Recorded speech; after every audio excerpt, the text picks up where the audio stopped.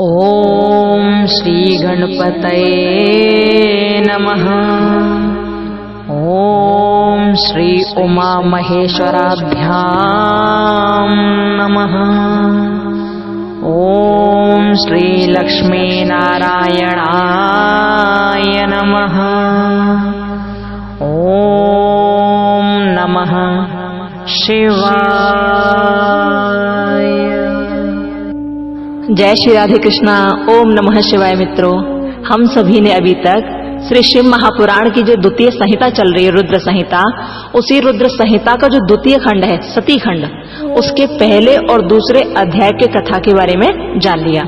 हमने आपको पिछली वीडियो में बताया था कि किस प्रकार कामदेव की उत्पत्ति हुई, कामदेव का नामकरण कैसे हुआ और राजा दक्ष के पसीने की बूंद से पैदा हुई रति का विवाह उस कामदेव के साथ कैसे हुआ। हमने ये सब कथा आपको बताई थी पिछली वीडियो में। ब्रह्मा जी को नारद जी सारी कथाएं बताते जा रहे हैं। सूत जी महाराज इस प्रकार जब सौनिक ऋषियों से कहने लगे कि मैंने तुम्हें कामदेव की कथा सुना दी, तो सौनिक ऋषियों ने कहा, प्रभु अब आगे की और बात बताइए कि वो जो कामदेव हुए थे उनका विवाह तो हो गया, आपने बता दिया, लेकिन कामदेव के अलावा जो कामदेव से पहले ब्रह्मा जी के हृदय से उत्पन्न हुई थी वो सुंदर सी कन्या, वो संध्या जो तपस्विनी बनकर बैठी थी, उसका क्या हुआ। जब सौनिक ऋषियों ने सूत जी से ये पूछा तो ये सुनकर सूत जी महाराज ने कहा, सौनिक ऋषियों, यही प्रश्न देवर्षि नारद जी ने अब ब्रह्मा जी से कर लिया और कहा, पिताजी आपने मुझे कामदेव के बारे में सब बता दिया, लेकिन अब मैं जानना चाहता हूँ उस परम तपस्विनी साध्वी संध्या के बारे में कि संध्या का क्या हुआ। आपसे निवेदन है कि आप मुझे उन देवी संध्या की कथा को बताइए। इस बात को सुनकर ब्रह्मा जी कहने लगे, हाँ नारद, मैं तुम्हें बताता हूँ उस संध्या के चरित्र के बारे में। वो संध्या बहुत श्रेष्ठ सती साध्वी हुई और उसकी कथा जो भी कोई सुनेगा ना, उसकी कथा जो भी कोई सुनेगा, समस्त कामिनियां सदा के लिए सती साध्वी हो जाएंगी यदि उसकी कथा को ध्यान से सुन लेंगी तो। नारद, वही संध्या मुनि श्रेष्ठ मेधातिथि की कन्या हुई और उसका नाम अरुंधति हुआ और फिर वो वशिष्ठ को ब्याई गई। और जैसे ये कहा तो ये सुनकर नारद जी ने कहा, पिताजी मुझे विस्तार से सुनाइए, मैं विस्तार से सुनना चाहता हूँ इस कथा को। इतनी बात को सुनकर ब्रह्मा जी कहने लगे, हाँ हाँ सुनाता हूँ, ध्यान से सुनो। तभी ब्रह्मा जी ने कहा, देखो, जब मैंने संध्या को उत्पन्न किया था ना अपने हृदय से, तो संध्या उत्पन्न होने के बाद थोड़ी देर के लिए बैठी थी, तभी अचानक से उसके मन में काम के भाव पैदा हो गए। अचानक से वो सकाम भाव हो गई और जब काम युक्त उसका भाव हो गया, क्योंकि कामदेव भी प्रकट हो चुके थे, काम युक्त उसका भाव हुआ और काम युक्त भाव होने से ही उसके मन में बड़ी ग्लानि हुई। अब तो वो विचार करने लगी कि देखो कितना दुर्भागी शरीर है मेरा ये कि मैंने पैदा होते ही मन में काम का भाव रख लिया। दुखी हो गई और उस साध्वी ने दुखी होकर वहीं की वहीं अपनी समाधि लगा ली और मन में विचार किया कि मैं ऐसी तपस्या करूंगी, ऐसा ध्यान करूंगी भगवान का कि सबसे पहले ध्यान करके प्रभु को प्रसन्न करूंगी और मैं भगवान से वरदान मांगूंगी कि जन्म लेते ही कोई भी जीवधारी काम के भाव को अपने मन में धारण न करे, यानी कि पैदा होते ही सकामी न बन जाए, काम युक्त न हो जाए। मैं भगवान से ये वरदान मांगूंगी और जब मुझे ये वरदान मिल जाएगा ना, तो इस वरदान को प्राप्त करने के बाद मैं वैदिक मार्ग के अनुसार अग्नि में अपने इसी शरीर की आहुति दे दूंगी, क्योंकि मेरे पैदा होते ही मेरे मन में काम का भाव आया है ना, और ये मेरे लिए बहुत विशेष बुरी बात है। तो देवी संध्या ने ये बात सोची नारद, और इस बात को सोचकर देवी संध्या वहां से चली गई चंद्रभाग नाम के पर्वत पर तपस्या करने के लिए। और जब वहां चंद्रभाग पर्वत के पास पहुंची तो उन्होंने वहां देखा कि एक बड़ा सुंदर सा सरोवर था। उस सरोवर का नाम था बृहल्लोहित, बहुत सुंदर सरोवर। अब वो तो वहां गई, जाकर तपस्या के विषय में विचार कर रही हैं, लेकिन उन्हें पता नहीं है कि तपस्या कैसे करनी चाहिए। तो मैंने क्या किया कि मैंने अपने पुत्र वशिष्ठ से कहा, वशिष्ठ जाओ, जाकर के वहां जो देवी संध्या बैठी ना उसे तपस्या के विषय में जानकारी दो। मेरी बात को सुनकर वशिष्ठ वहां से गए और चलते चलते उसी चंद्रभाग पर्वत पर पहुंच गए। उन्होंने देवी संध्या के पास जाकर कहा, देवी कौन है आप, क्या नाम है, यहाँ क्यों आई हो, अकेली क्यों बैठी हो? यदि कोई बात छिपाने योग्य न हो तो आप मुझसे कह सकती हो सकता है मैं आपकी सहायता कर दूं। अब ये सुनकर देवी संध्या ने कहा, हे महात्मन, मैं यहाँ तपस्या करने आई हूँ, लेकिन मुझे पता नहीं है कि तपस्या कैसे करूं, किसका नाम लूं। मुझे कुछ नियम कर्म कुछ नहीं आता। यदि आप मेरी सहायता कर सके तो करें, आप यदि मुझ पर कृपा कर सके तो करें, मुझे बताएं कि कैसे तपस्या की जाती है, किसका नाम मैं लूं। इतनी बात को सुनकर वशिष्ठ जी ने कहा, संध्या मैं तुम्हें बताता हूं। मैं तो तुम्हें सिर्फ इतना कहूंगा कि तुम तपस्या करना चाह रही हो तो अपने श्री जो परमाराध्य है ना, जो इस समस्त ब्रह्मांड के परम आराध्य हैं, परमात्मा शंभु, उन्हीं का ध्यान करो, उन्हें अपने हृदय में धारण करो, उनका ध्यान करो। और जब तुम अच्छी तरह से उनका ध्यान करोगी तो तुम्हें उनकी प्राप्ति निश्चित ही हो जाएगी। अब देवी संध्या ने कहा, महात्मन, लेकिन मैं उनका ध्यान करूं कैसे, मैं क्या नाम लूं? वशिष्ठ जी ने कहा, मैं तुम्हें मंत्र देता हूं, उस मंत्र को बोलना, लेकिन याद रहे कि मंत्र बोलते समय आवाज ना निकले, बिल्कुल धीरे धीरे बोलना है, मौन धारण करके तुम्हें मंत्र बोलना है। याद रखना इस बात को।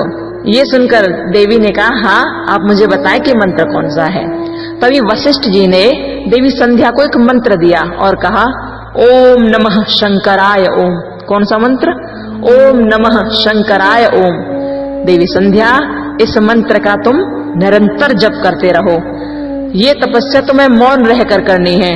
और अब मैं तुम्हें नियम भी बताता हूं। जब तुम स्नान करो ना तो मौन रहकर ही स्नान करना।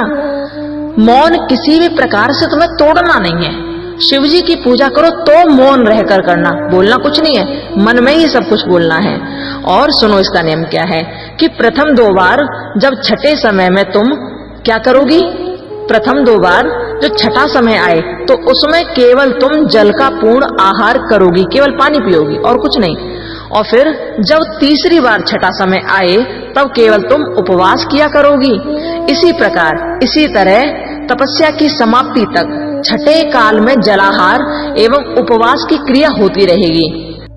देवी तुम इस प्रकार भगवान की तपस्या करोगी मौन रहकर तो देखना एक समय ऐसा आएगा कि भगवान शिव तुम्हें अवश्य प्राप्त होंगे। भगवान शिव तुम पर प्रसन्न होंगे और तुम्हें वरदान देने के लिए वो निश्चित ही आएंगे। इतनी बात जब कही वशिष्ठ जी ने तो देवी संध्या ने वो बात स्वीकार की और स्वीकार करके चंद्रभाग पर्वत पर बैठ गई भगवान भोलेनाथ की तपस्या करने के लिए। अब तपस्या करती हैं लेकिन मुख से आवाज नहीं आती है, मन ही मन मंत्र बोलती हैं, ओम नमः शंकराय ओम। बहुत समय हो गया तपस्या करते करते और जब बहुत समय हुआ तभी भगवान श्री शिव वहां प्रकट हुए। बोलो भोलेनाथ की जय। भोलेनाथ वहां प्रकट हो गए और जैसे ही भोलेनाथ प्रकट हुए तो संपूर्ण विश्व में वहां चारों ओर जहां भगवान खड़े हैं वहां चारों ओर सुंदर तरह से आभा प्रकट होने लगी, तेज होने लगा वहां पर। और भगवान शिव ने कहा, देवी संध्या नेत्र खोलो, क्या वर चाहिए बताओ, बड़ी गहरी तपस्या कर रही हो देवी, नेत्र खोलो। और जैसे ये कहा कि आप नेत्र खोलो तो देवी संध्या ने अपने नेत्र खोले। नेत्र खोलने के बाद देवी संध्या देख रही है भगवान जी को सुंदर तरह से।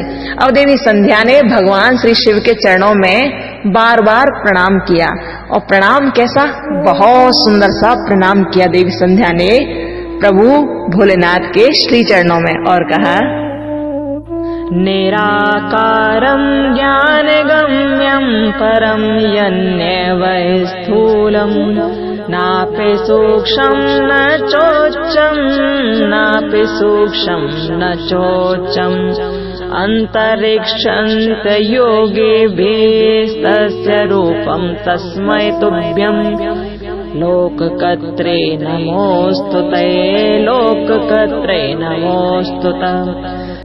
देवी संध्या ने कहा, प्रभु जो निराकार और परम ज्ञानगम्य है, जो न तो स्थूल है न सूक्ष्म है प्रभु और न उच्च ही है, तथा जिनके स्वरूप का योगी जन अपने हृदय के भीतर चिंतन करते हैं, उन्हीं लोक सृष्टा आप भगवान शिव को मेरा बारंबार नमस्कार है प्रभु, बारंबार नमस्कार है। देवी संध्या ने बहुत प्रकार से भगवान शिव की वंदना की, और जब बहुत प्रकार से वंदना की तब भगवान श्री महेश्वर ने कहा, भद्रे, मैं तुम्हारी इस उत्तम तपस्या से बहुत प्रसन्न हुआ हूँ। तुम शुद्ध बुद्धि वाली हो देवी, बताओ क्या चाहती हो। मैं तुम्हारे व्रत नियम से बहुत प्रसन्न हूँ, जो मांगोगी सो पाओगी। अब देवी संध्या ने भगवान श्री शिव के सामने बहुत सुंदर तरह हाथ जोड़े और नतमस्तक होकर भगवान से वर मांगा, प्रभु मेरे मन में कुछ बातें हैं, मैं कहना चाहती हूँ। भगवान ने कहा, बोलो क्या बात है, क्या मांगना चाहती हो। तो देवी संध्या ने कहा, प्रभु पहला वर मैं आपसे ये मांगती हूँ भगवान कि आकाश में, पृथ्वी आदि किसी भी स्थान में, यानी कि इस आकाश में या पृथ्वी में कहीं भी किसी भी स्थान पे जो भी प्राणी हैं वे सब के सब जन्म लेते ही काम भाव से युक्त न हो। क्या पहला वरदान मांगा कि जन्म लेते ही कोई भी प्राणी सकाम भाव न रखे, काम भाव से युक्त न हो। और प्रभु दूसरी बात मैं ये चाहती हूँ कि मेरी सकाम दृष्टि कहीं ना पड़े मेरे पति के सिवाय, और मेरे पति के अतिरिक्त यदि कोई और पुरुष मुझे सकाम भाव से देखे तो उसके पुरुष तत्व का तुरंत ही नाश हो जाए, वो तुरंत ही नपुंसक हो जाए। भगवान मैं ऐसा वरदान आपसे चाहती हूँ। भगवान ने जब ये बात सुनी तो देवी संध्या से कहा, संध्या जो तुमने मांगा है वो तुम्हें अवश्य मिलेगा। तभी भगवान भोलेनाथ ने कहा, संध्या सुनो, तुमने पहला वरदान मांगा कि इस संसार में जन्म लेते ही कोई भी प्राणी काम के वशीभूत न हो जाए, तो मैं तुम्हें पहला वरदान देता हूँ। देखो अभी तक लोग रह रहे थे, अपना जीवन यापन तो कर रहे थे, अपनी अवस्थाएं तो काट रहे थे, लेकिन किसी को अवस्थाओं का ज्ञान नहीं था कि किस अवस्था में कौन सा कार्य करना है। आज से मैं 4 अवस्थाओं की तिथि निर्धारित करता हूँ। आज से मैं 4 अवस्थाएं इस प्राणियों के तन में बनाता हूँ, और किस अवस्था में क्या होना वो मैं तुम्हें बताता हूँ। मित्रों, पहले ये अवस्थाएं होती थी लेकिन लोगों को ज्ञान नहीं था कि किस अवस्था में क्या होता है। लेकिन अब भगवान शिव ने ज्ञान दिया और कहा कि आज से मैं 4 अवस्थाओं का निर्माण कर रहा हूँ, और उस निर्माण में तुम्हें सारी बात पता चलेंगी। पहली अवस्था होगी शैशवावस्था, दूसरी कौमारावस्था, तीसरी यौवनावस्था और चौथी वृद्धावस्था। तो देखो अब तुम्हारा पहला वरदान पूरा हो रहा है देवी संध्या। तुमने कहा ना कि पैदा होते ही कोई भी जीवधारी किसी भी प्रकार से काम भाव से युक्त न हो, तो मैं तुम्हें बताता हूँ कि हर व्यक्ति के, हर प्राणी के जीवन में ये 4 अवस्थाएं होंगी, और इन 4 अवस्थाओं में से जब तीसरी अवस्था आएगी ना, तीसरी अवस्था जैसे ही प्रवेश करेगी तो प्राणी के मन में काम का भाव पैदा होने लगेगा, प्राणी के मन में काम वासनाएं आने लगेंगी। तीसरी अवस्था से पहले किसी भी अवस्था में कोई भी जीवधारी अपने मन में काम का भाव नहीं ला पाएगा। ये मैं तुमसे आज कहता हूँ, मैं तुम्हें वरदान देता हूँ। हाँ, जब कलयुग आएगा ना तो कलयुग में भी ऐसा हो जाएगा कि दूसरी अवस्था के खत्म होने पर, यानी कि दूसरी अवस्था जब खत्म होती है ना तो थोड़ा बहुत समय रह जाता है, तो दूसरी अवस्था के बिल्कुल विश्राम होने पर और तीसरी अवस्था के एकदम प्रवेश के समय पर लोगों के मन में काम का भाव पैदा होने लगेगा। ऐसा भी होगा कलयुग में।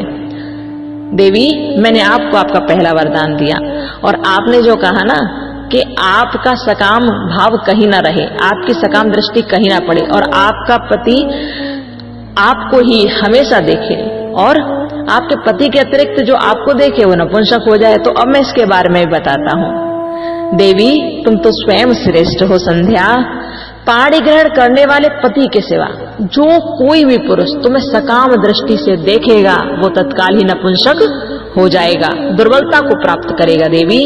और तुम्हारे पति महान तपस्वी और दिव्य रूप से संपन्न एक महाभाग महर्षि होंगे जो तुम्हारे संग 7 कल्पों तक जीवित रहेंगे।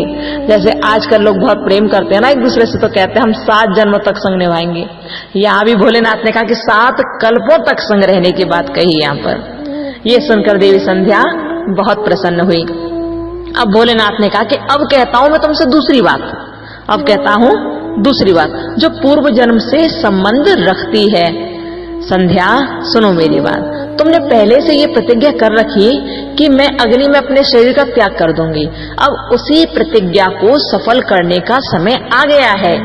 अरे संध्या, मेधातिथि नाम के एक महर्षि हैं जो यज्ञ कर रहे हैं, और उनका ये जो यज्ञ है ना, ये 12 वर्षों तक चालू रहेगा। कितने वर्षों तक? 12 वर्षों तक ये यज्ञ चालू रहेगा। और वो जो अग्नि होगी उसकी यज्ञ की बहुत पवित्र होगी। तुम जाओ, उसी अग्नि में जाकर अपने देह को वहीं पर उत्सर्ग कर दो। जाओ संध्या, चले जाओ। ये सुनकर देवी संध्या बहुत प्रसन्न हुई और भोलेनाथ ने कहा, देवी संध्या, वो महर्षि तुम्हें अपनी पुत्री के रूप में स्वीकार करेंगे। देखो, ये जो तुम चंद्रभाग पर्वत पर बैठी हो ना, इसी के समीप नदी जो बह रही है, इसका नाम है चंद्रभागा नदी। इस बात को सुनकर देवी संध्या ने कहा, प्रभु जी, जब मैं तपस्या करने आई थी तब तो ये चंद्रभागा नदी यहाँ थी नहीं, अब कहां से आ गई है चंद्रभागा नदी? भोलेनाथ ने कहा, देवी, यहाँ चंद्रभागा नदी भी आ गई है और यहीं पर तापस आश्रम है, और उसी तापसा आश्रम में वही मुनि श्रेष्ठ मेधातिथि यज्ञ कर रहे हैं। मैं तुम्हें बताता हूं कि ये चंद्रभागा नदी यहाँ पर कहां से आई। ध्यान से सुनो जरा। संध्या, जब तुम मेरी तपस्या करने के लिए इस पर्वत पर आई थी ना, तब यहाँ ये नदी नहीं थी, लेकिन जब तुम तपस्या कर रही थी तो बीच में ये नदी आई। अब नदी कैसे आई? तुम तो तपस्या में लीन थी, तुम तो चतुर्युगी का सतयुग बीत जाने तक तपस्या करती रही मेरी। लेकिन हुआ क्या कि उन्हीं दिनों उस चतुर्युगी का सतयुग जब बीत जाने लगा तो त्रेता का प्रथम भाग आया, और जैसे ही त्रेता युग का पहला भाग आया तो उसमें प्रजापति दक्ष ने क्या किया कि प्रजापति दक्ष की तो बहुत सारी कन्याएं थी ना, 60 कन्याएं थी प्रजापति दक्ष की। तो उन्होंने उन कन्याओं में से कुछ कन्याओं का विवाह सुंदर सुंदर वरों के साथ कर दिया, और उन्हीं कन्याओं में से 27 कन्याओं का विवाह चंद्रमा के साथ कर दिया। लेकिन चंद्रमा ने क्या किया कि चंद्रमा की जो 27 पत्नियां थी ना, उन 27 पत्नियों में से केवल एक पत्नी से वो बहुत प्रेम करता है, उसका नाम है रोहिणी। जब देखो तब रोहिणी के साथ ही रहता है, और रोहिणी के साथ रहने की वजह से बाकी की जो 26 कन्याएं थी दक्ष की, वो बड़ी दुखी रहने लगी। हर कोई सोचने लगी कि ये तो हमारी तरफ देखते नहीं है, केवल रोहिणी को ही देखते रहते हैं। अब वो रोते हुए अपने पिता दक्ष के पास चली गई और रो रो कर वहां बोली, पिताजी, आपने हमारा विवाह चंद्रमा के साथ कर दिया, ये अच्छा नहीं किया, क्योंकि वो हमें अपने पास रखना ही नहीं चाहते, वो तो केवल रोहिणी के साथ रहना चाहते हैं। जानते हो मित्रों फिर क्या हुआ? दक्ष बहुत नाराज हो गया। अच्छा, ये दक्ष है ना, दक्ष बहुत अहंकारी भी है, बहुत बड़े अहंकारी हैं दक्ष। आपने दक्ष के बारे में सुना है क्या कि दक्ष हुए कैसे थे? बताएंगे हम आपको, सुनना जरा ध्यान से। कहते हैं कि ये दक्ष ब्रह्मा जी के चरण के नाखून से हुआ था, और चूंकि ब्रह्मा जी बहुत अहंकारी थे उस समय, ब्रह्मा जी के मन में बहुत बड़ा अहंकार का भाव आया हुआ था उस समय, और उसी समय ये उसी अहंकार के वशीभूत होकर ब्रह्मा जी के चरण के अंगूठे के नाखून से उत्पन्न हुआ था दक्ष। वही नाखून ही दक्ष के रूप में प्रकट हुआ, इसलिए इसमें अहंकार कूट कूट कर भरा हुआ था। अब वही दक्ष चंद्रमा के पास आए अपनी पुत्रियों के विलाप को सुनकर, और जब चंद्रमा के पास आए दक्ष तो चंद्रमा से आकर कहा, चंद्रमा, तूने मेरी 27 कन्याओं में से केवल एक को अपने साथ रखा है, तूने मेरी बाकी की 26 कन्याओं को बहुत दुखी किया है। तुझे अपने रूप पर बड़ा घमंड है ना, तुझे अपने रूप पर बड़ा अभिमान है ना। अरे चंद्रमा, मैं तुझे श्राप देता हूं कि तेरा ये सुंदर सा रूप है ना, ये तुरंत ही श्याम बन पड़ जाए, तुरंत ही काला हो जाए, तू जड़ की तरह हो जाए, मैं तुझे श्राप देता हूं। और जैसे ये श्राप दिया तो इस बात को सुनकर वो चंद्रमा बहुत दुखी हो गई। चंद्रमा वहीं के वहीं काले से पड़ने लगे, उनका शरीर मिट्टी का हो गया और मिट्टी होकर फटने सा लगा। जब उनका शरीर मिट्टी का सा हो गया, फटने सा लगा, तो दक्ष तो वहां से चला गया, लेकिन बाकी के जो देवता थे वो सब तुम्हारे पास आए थे संध्या, क्योंकि तुम यहाँ चंद्रभाग पर्वत पर बैठकर मेरी तपस्या कर रही थी।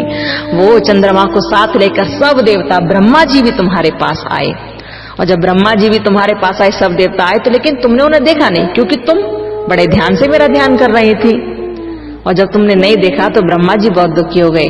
तभी ब्रह्मा जी ने आकाश की ओर देखकर और पुनः चंद्रमा को देखकर अपने स्वरूप को प्राप्त करें ये कह दिया।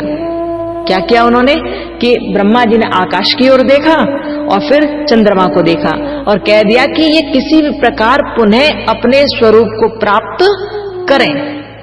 इतनी बात कहकर यह उद्देश्य मन में रख के उन्होंने शाप से छुड़ाने के लिए एक नदी की सृष्टि कर दी। केवल चंद्रमा को शाप से मुक्त कराने के लिए एक नदी का निर्माण कर दिया और वही नदी चंद्र या चंद्रभागा नदी के नाम से विख्यात हो गई।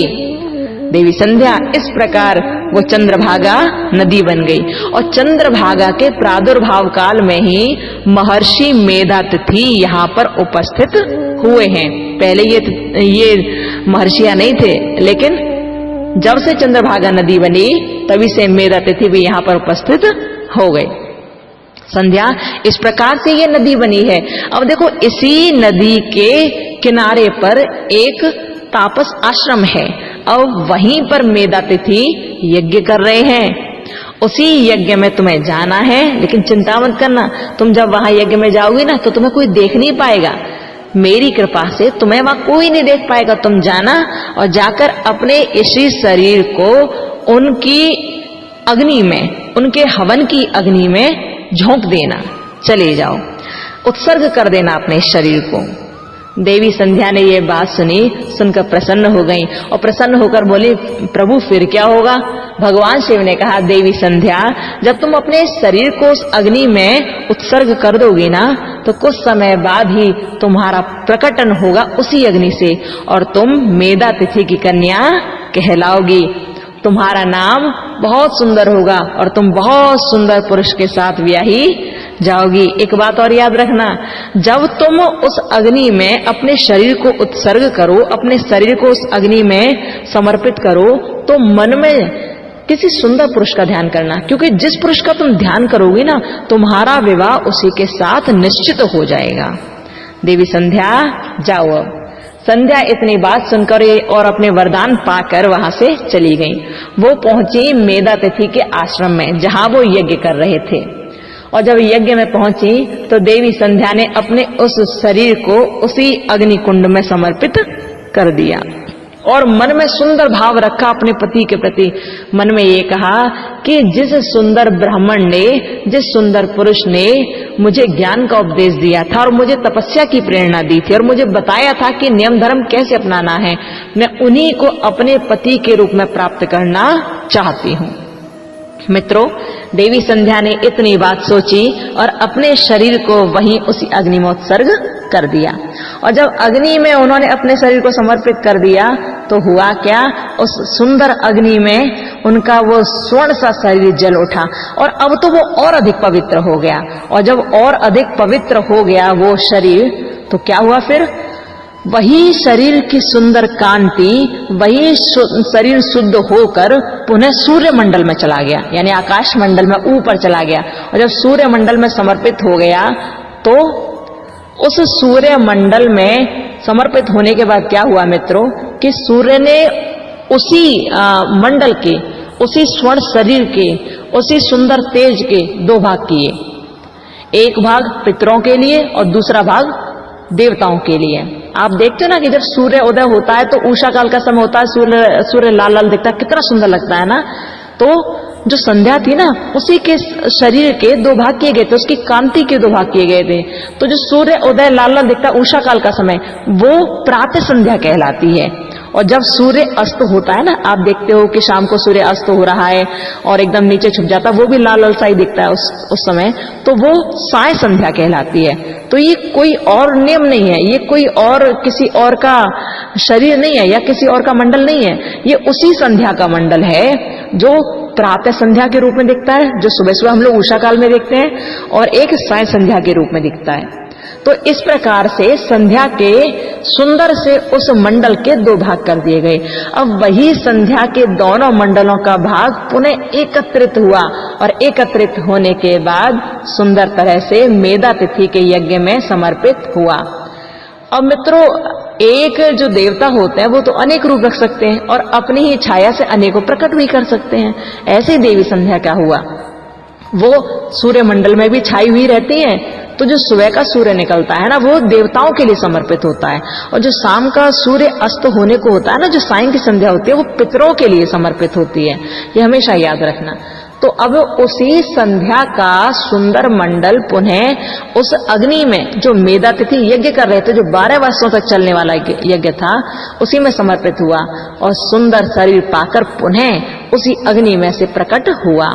और जैसे ही वो सुंदर पुत्री के रूप में देवी प्रकट हुई, देवी संध्या प्रकट हुई उस अग्नि से, तो मेधा तिथि बहुत प्रसन्न हो गई। उन्होंने इस कन्या को उठाया और अपनी गोद में बैठा लिया, नहलाकर अपनी गोद में बिठाकर यज्ञ करने लगे। और उस सुंदर पुत्री का नाम महर्षि मेधा तिथि ने अरुंधति रख दिया। अरुंधति बहुत सुंदर है, बहुत प्यारी सी कन्या है अरुंधति। देवी अरुंधति चंद्रभागा नदी के तट पर तापसारण्य के भीतर मुनिवर मेधा तिथि के उस आश्रम में धीरे धीरे बड़ी होने लगी। मित्रों, जब वो बड़ी होने लगी, कुछ बड़ी हो गई, तभी भगवान श्री हरि विष्णु, भगवान श्री भोलेनाथ और ब्रह्मा जी की कृपा से उन्होंने क्या किया कि वो तो बड़ी हो रही है, भगवान का ध्यान कर रही हैं, लेकिन ब्रह्मा विष्णु महेश तीनों की एक मत हुई और तीनों ने कहा कि अब इनका विवाह वशिष्ठ के साथ करा देते हैं। अरे नारद, फिर मेरे पुत्र वशिष्ठ के साथ देवी अरुंधति का विवाह करा दिया गया। और तुम्हें एक बात बताऊं कि ब्रह्मा विष्णु और महेश के हाथों से निकले हुए जल से, क्योंकि विवाह की तैयारी हुई ना, विवाह कराया गया वशिष्ठ के साथ, तो कुछ जल भी समर्पित किया जाता उस समय। तो ब्रह्मा विष्णु और महेश ने कुछ जल निकाला, कुछ जल समर्पित किया, और उसी जल से क्षिप्रा आदि 7 परम पवित्र नदियां उत्पन्न हुई। इस प्रकार ये नदियां भी बन गई। तो नारद, इस प्रकार मैंने तुम्हें महासाध्वी संध्या के चरित्र की कथा को बताया। संध्या का विवाह संध्या अरुंधति बन गई और अरुंधति के रूप में उनका विवाह सुंदर से वशिष्ठ के साथ हुआ। उन्होंने वशिष्ठ को प्राप्त किया, उससे शक्ति आदि शुभ एवं श्रेष्ठ पुत्र उत्पन्न हुए। मैंने तुम्हें सुनाया संध्या की कथा के बारे में। जो भी कोई संध्या के इस परम पवित्र चरित्र को सुनेगा, वो हर प्रकार के सुंदर फल को प्राप्त करेगा। इसलिए इस प्रसंग को हर एक को सुनना चाहिए। मित्रों, हम सभी ने आज सुना कि किस प्रकार संध्या की उत्पत्ति हुई और संध्या सूर्यमंडल में कैसे छाई, संध्या ने 4 अवस्थाओं का वरदान कैसे मांगा, और फिर संध्या का विवाह वशिष्ठ जी के साथ कैसे हुआ और किस प्रकार उन्होंने जीवन यापन किया। आज हमने ये सब कथा सुनी। तो मित्रों, आज हमने अध्याय 3 से लेकर 7वें अध्याय तक की कथा को सुन लिया, और अगली वीडियो में हम पुनः बात करेंगे भगवान की सुंदर कथा के बारे में। ठीक है, खुश रहिए, प्रसन्न रहिए। अगली कथा में आपको पता चलेगा कि किस प्रकार देवी शक्ति हुई, यानी कि देवी सती हुई, और किस प्रकार से देवी सती का विवाह भगवान भोलेनाथ के साथ हुआ। आगे की वीडियो में आप देखते रहेंगे। खुश रहिए, प्रसन्न रहिए और मन को खुश रखिए। आजकल जो चल रहा है लड़ाई झगड़े से दूर रहिए। ठीक है, खुश रहिए। जय श्री राम। ओम नमः शिवाय। राधे राधे।